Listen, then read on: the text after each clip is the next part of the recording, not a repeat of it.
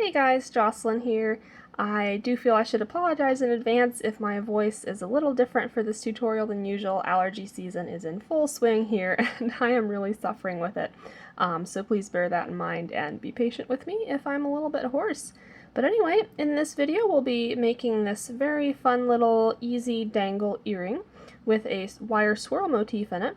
And this is a great place to start if you're fairly new to wire wrapping, or if you want to learn to make nice open swirls, which is pretty much a staple of a lot of wire wrapping jewelry types.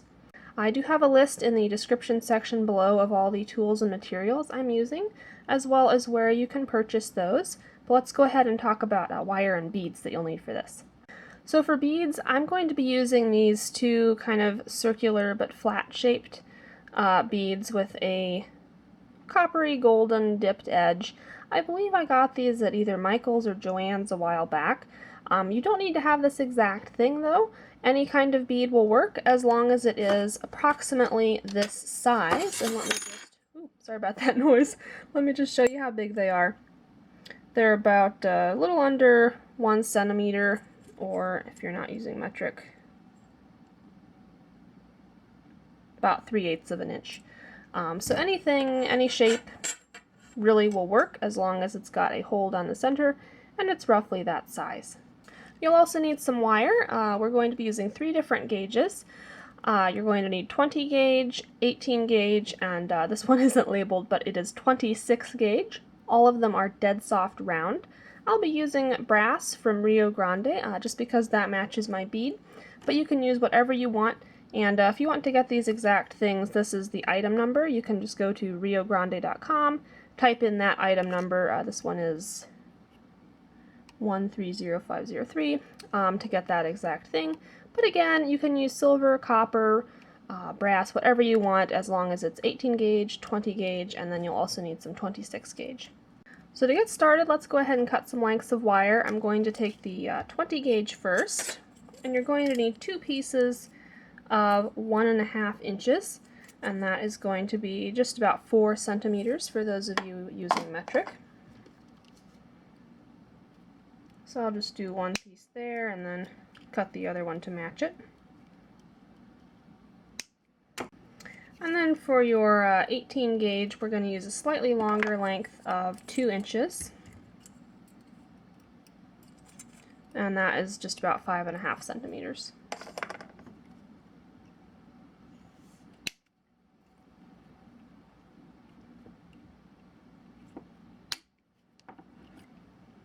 For your 26 gauge, we're going to need 6 little lengths of this, and these ones don't have to be as exact.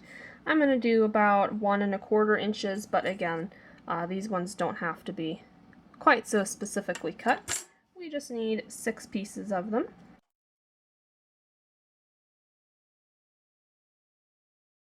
And we can go ahead and set those little lengths aside. So we've got our wire cut. Go ahead and take your longer 18 gauge pieces, and we'll start with one of those. And we're just going to start by taking some round nose pliers and making a nice S shape. So I'm going to, using my fingers to push this and holding the tip with my round nose pliers, I'm going to start making a spiral. And you want this to be a fairly tight spiral. And then I'm going to do the same thing on the other end, but I will curl it the opposite direction to make an S shape. And I'm just going to use my flush cutters first to make this end look a little nicer. There we go, so that it's a nice clean cut.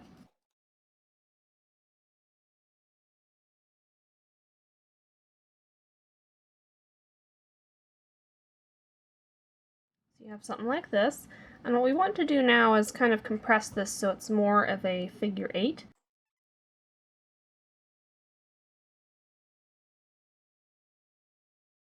There we go, so we should have something more like that now. And at this point I like to switch to my chain nose pliers and use those to really help just tighten things down a little bit by squeezing on the curls.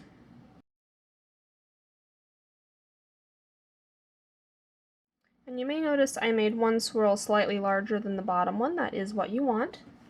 So go ahead and do the same thing with your second piece, and you want to match it so that it's identical to this one. So you should have two fairly identical swirls now in the 18 gauge. Go ahead and set those aside and pull out your 20 gauge lengths.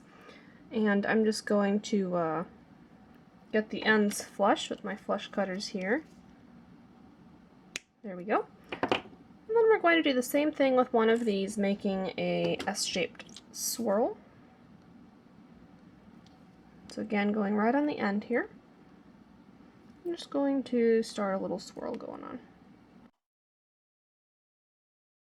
Once again, same thing with this one. We're going to make one swirl slightly smaller than the other.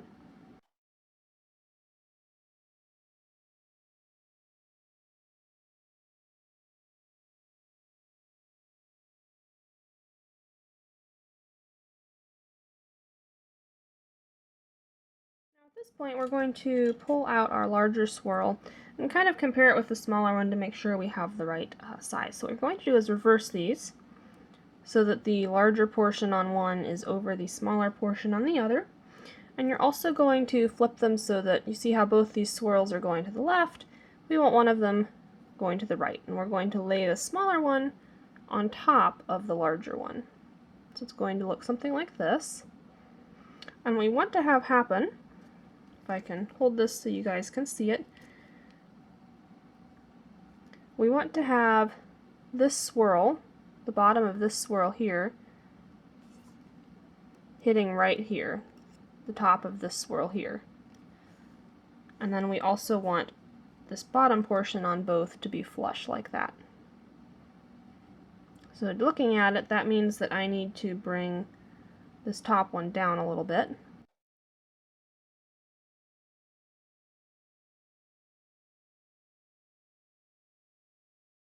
And then you additionally want the top of this swirl to hit the bottom of this one in the back. Let me show you what I mean.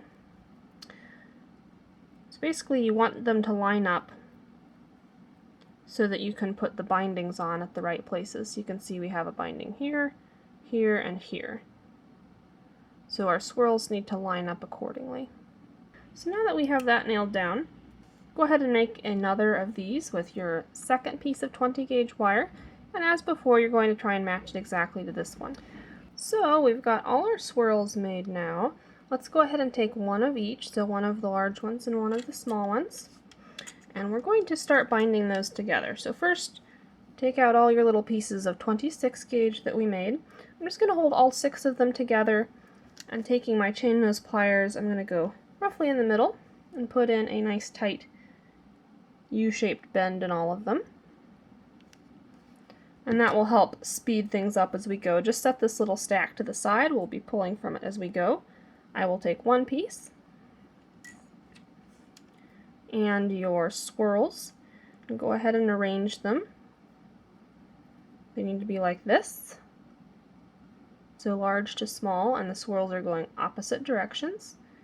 And then lay them on top of each other. The smaller one on top, and we're going to start putting in these bindings. So the first one, I'm going to hold them together on the top with my thumb and fingers, and we'll put the first binding on this portion right here. So to do that, just take your little U-shaped piece, and we'll drop it right over there. And then you can take your chain nose pliers, across the tails, and start wrapping.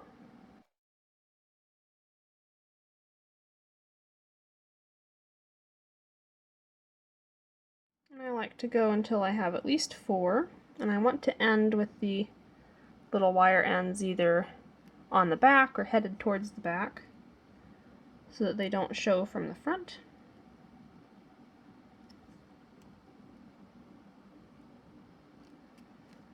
So let's take the other end now and start wrapping it as well.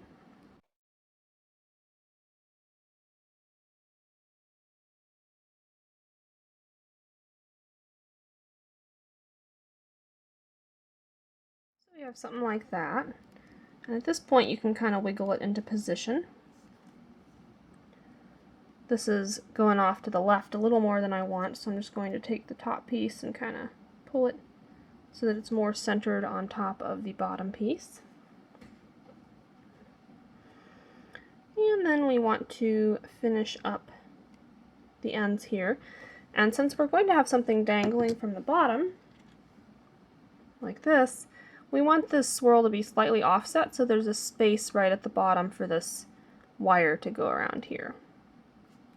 So I'm going to move this wrapping slightly offset, just like that, instead of having it right at the center bottom.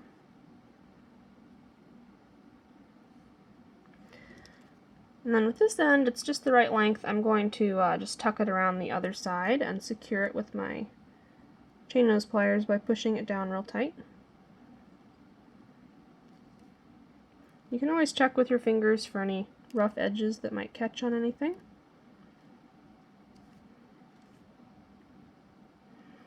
And then for this other end, I might need to trim it a little bit.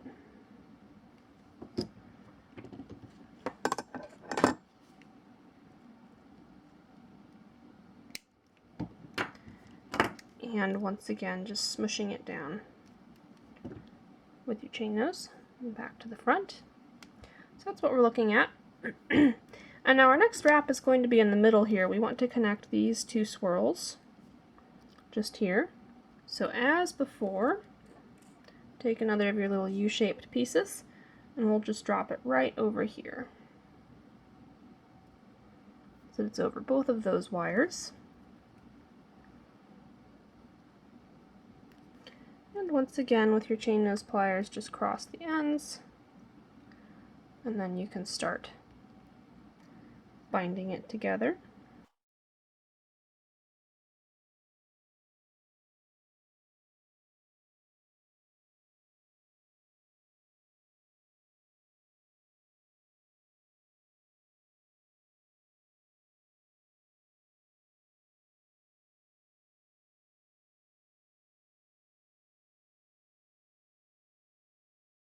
And once again, we're going to bind off these little ends.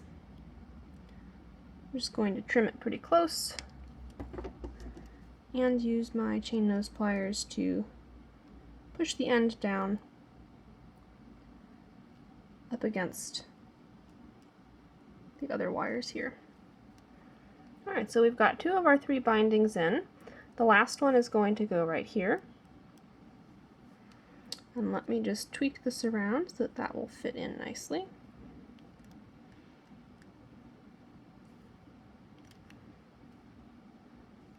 And this should, when you're done, have kind of a subtle teardrop shape to where the bottom portion is wider than the top portion.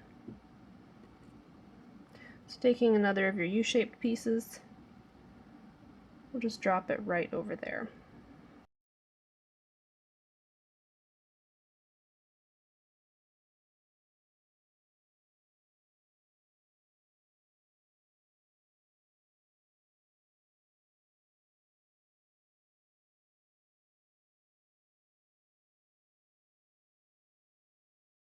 Okay, so this is what we've got so far.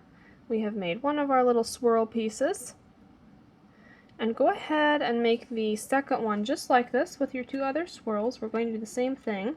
So you'll have something like this, so they are mirror images of each other. Go ahead and make your second one exactly the same as this one, except a mirror image. Alright, so you should have two now that look like this. And at this point we're going to put the dangle beads on. And one note before we do that, this design is actually very versatile. You can do a lot of different things with it. You can imagine if you made two of these larger, you could have a little bracelet with a center bead, something cool like that. You could make some smaller ones, add a band, and have a little ring. That would be very pretty. So, really fun, versatile design. But let's go ahead and add the bead dangles on these. To do that, I'm going to take my 20 gauge wire again, and my bead. And a good rule of thumb, you want to cut your wire so that there's an extra inch plus the length of the bead. So I'm just going to string my bead on, and then measure an inch and cut it right where my thumb is. And that will ensure that we have, you know, enough to make a little eye pin to attach the bead. And of course, if you have head pins or eye pins, you know, pre-made, you can just go ahead and use those. But I'm going to be making my own for this purpose. So we're going to add a little loop on the bottom. We'll keep the bead on. I'm just going to make a tight curl. I want it to be pretty small. And I want this tail to be heading off kind of perpendicular to the loop. So I'm just going to take my chain nose pliers, give that a bend like so, and then reclose that loop nice and snug. And then you can slide your bead on, just like so. And we're going to make another loop at the other end to actually hang on the end of your thing here. And I actually need this a little shorter. I kind of did a little overkill with the wire length there. It's always better to have too much than too little, right?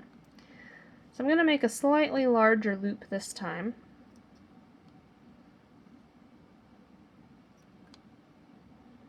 And we're just going to close it up nice and snug, just like that. And then you can treat this like a jump ring and just twist it open from the side.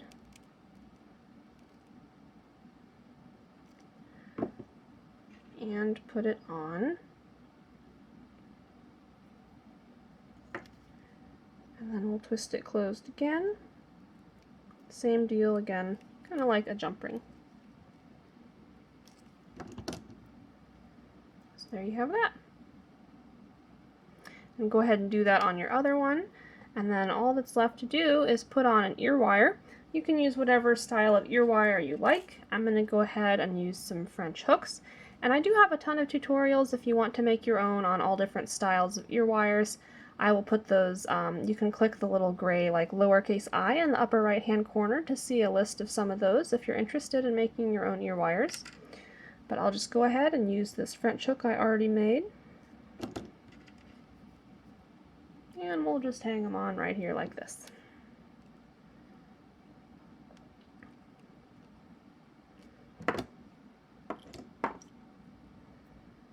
And that's it, we're done.